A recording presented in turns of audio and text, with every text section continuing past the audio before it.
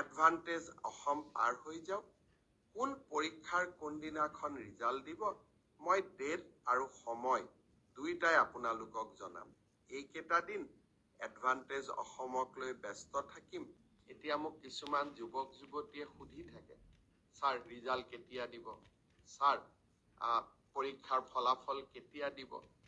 মই মনতে ভাবো যে আজি যদি অসমত কংগ্ৰেছ চৰকাৰ থাকিলহেঁতেন, ৰাকেশ পালৰ দৰে APSCৰ চেয়াৰমেন থাকিলেহেঁতেন, কোন তাৰিখে এডিআৰই ৰিজাল্ট দিব, অসম পুলিচৰ কোনদিনা ৰিজাল্ট দিব, OMR চিট কেতিয়া দেখা পাম, এইবিলাকৰ উত্তৰ এটাই থাকিলহেঁতেন যে যিদিনাখনে আমাৰ টকা পইচাৰ লেনদেন সম্পূৰ্ণ হ'ব সিদিনাখনে আমি ৰিজাল্ট দিম।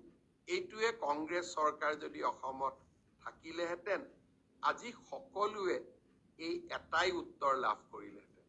আপোনালোকে যেতিয়া মোক প্ৰশ্ন কৰে, মই যিহেতু কংগ্ৰেছ চৰকাৰৰ দিনতো এই গোটেই পৰিৱেশবিলাক দেখা পাইছিলো, মোৰ মাজে মাজে মনত হাঁহিও উঠে আৰু মাজে মাজে মই চিন্তাও কৰোঁ যে আজিও যদি অসমত কংগ্ৰেছ চৰকাৰ থাকিলেহেঁতেন এই প্ৰশ্নবোৰ কোনোবাই কৰিলেহেঁতেন।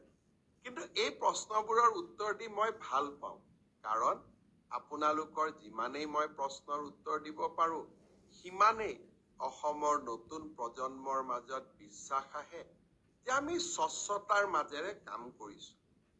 যোৱা পৰহি দিনাখন লোকসেৱা আয়োগত এইবাৰৰ পৰীক্ষাত পাছ কৰা 200জন যুৱক যুৱতীক চৰকাৰী চাকৰিৰ নিযুক্তি পত্ৰ হাতত তুলি দি মই আকৌ এবাৰ প্ৰাপ্তিৰ আনন্দ অনুভৱ কৰিছিলো।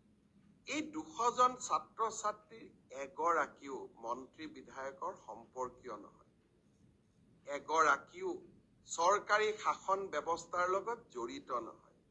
তেওঁলোকৰ এটাই পৰিচয় আছিলে যে আমি ভাল কৰি পঢ়িছো, মামাৰ ওপৰত আমাৰ বিশ্বাস আছে, পৰীক্ষা দিম আৰু আমি চৰকাৰী চাকৰি লাভ কৰিম। সেই ধাৰাবাহিকতাকে আমি অক্ষুণ্ণ ৰাখিম। এডিআৰই ৰিজাল্টৰ পিছত লাহেকৈ মাৰ্চ মাহৰ ভিতৰতে আৰু পাৰিলে আৰু আগতে অসম পুলিচৰ পৰীক্ষা আৰু আমাৰ শিক্ষক নিযুক্তিৰ যিটো প্ৰক্ৰিয়া আমি আৰম্ভ কৰিছিলো তাকো আমি আগুৱাই লৈ যাবলৈ চেষ্টা কৰিম।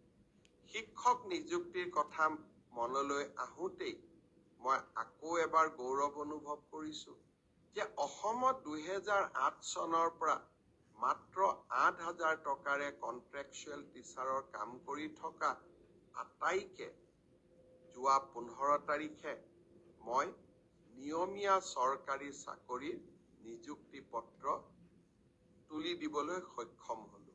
আকৌ এক প্ৰাপ্তিৰ আনন্দ।